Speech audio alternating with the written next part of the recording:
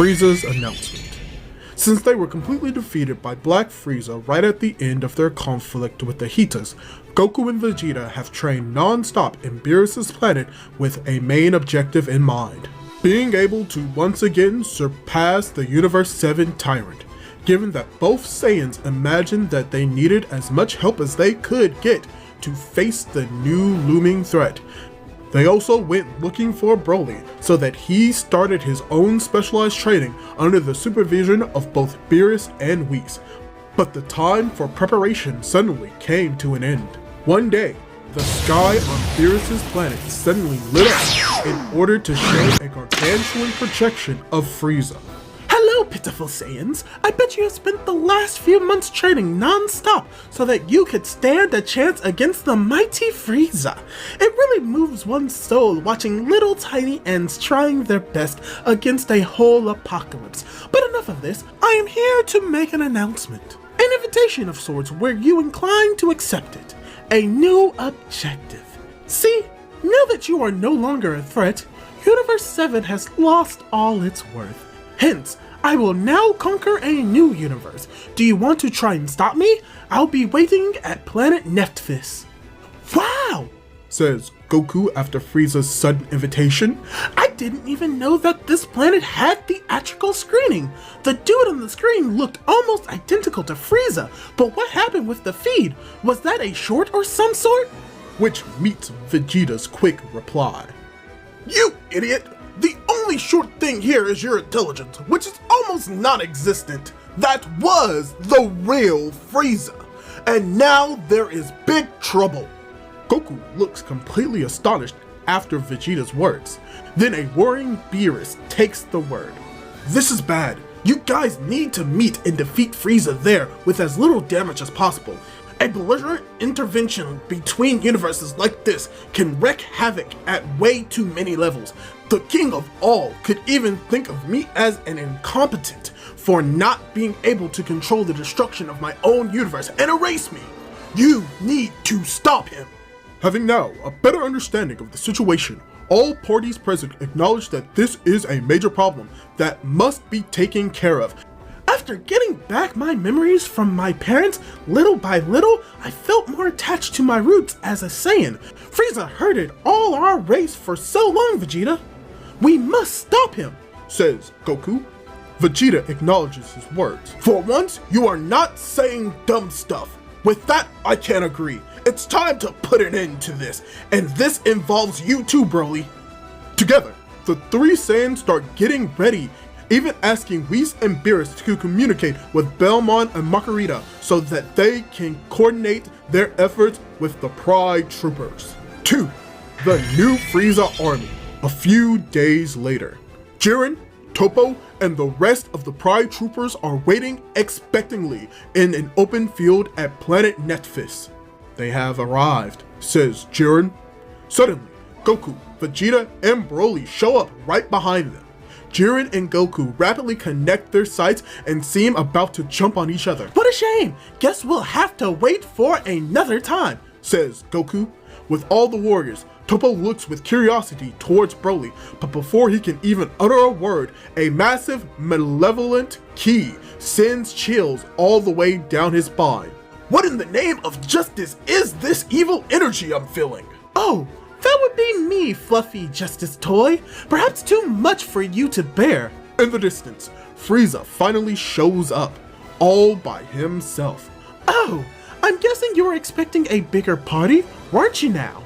Well, do not worry. I just wanted to check you all out by myself. Yes, I will bring you some other toys to play with. I mean, I do need to watch something to entertain myself.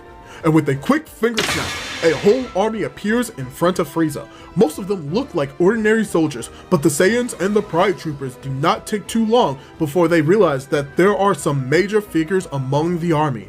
How can this be? Is that King Cold? Says an almost speechless Vegeta. But we saw him die many years ago. Trunks took him out. You see, Vegeta, says Frieza.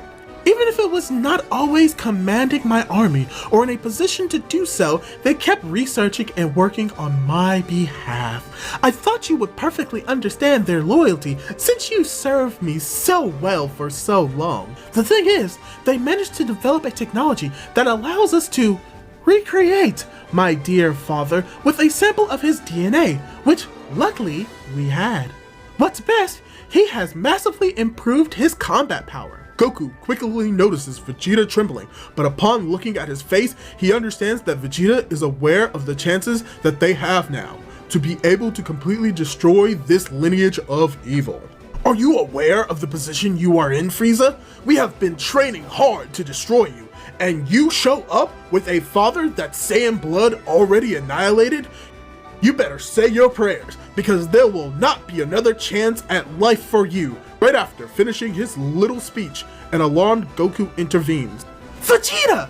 Do you feel that other source of power? It seems as though Frieza has not only brought his father back to life. Suddenly, a massive purple ki blast is directed towards the brunt of the Saiyan X Pride troopers, with Jiren deflecting the energy, yet struggling a bit to do so. Oh, but I do have something else with me. Meet my brother Cooler.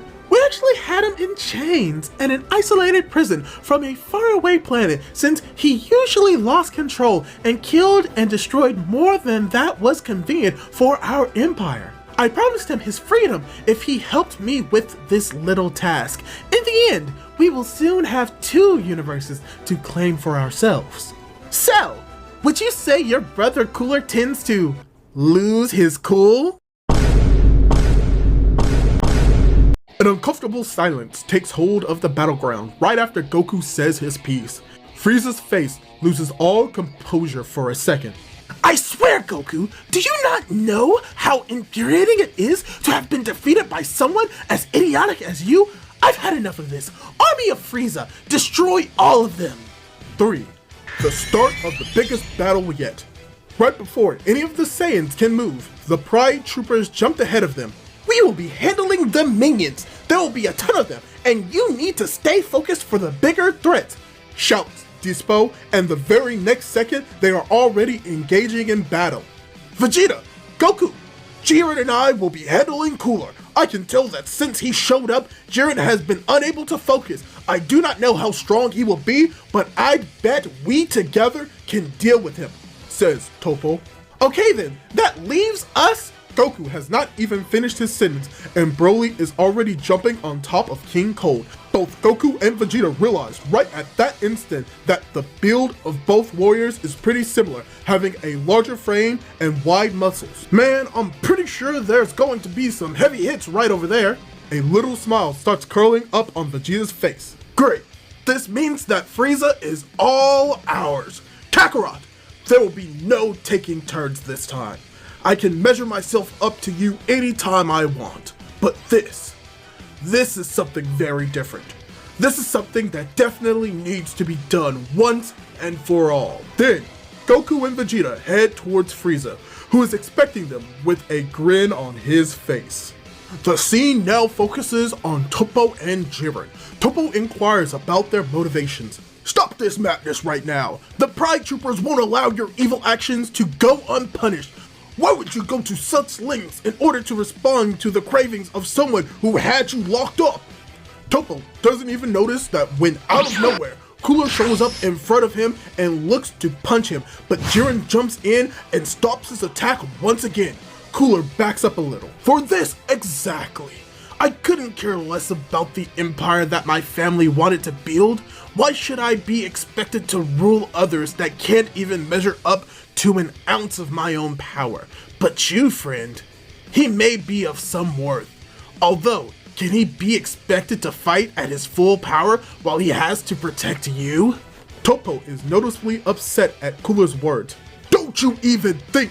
But right before he can even finish his sentence, Cooler shows up behind him, grabs him by the head, and throws him to the sky like it's nothing. Then he starts attacking Jiren. Now it's time to play! Both warriors clash on multiple punches and kicks until Toppo manages to finally recover himself. Then he flies towards Cooler at maximum speed.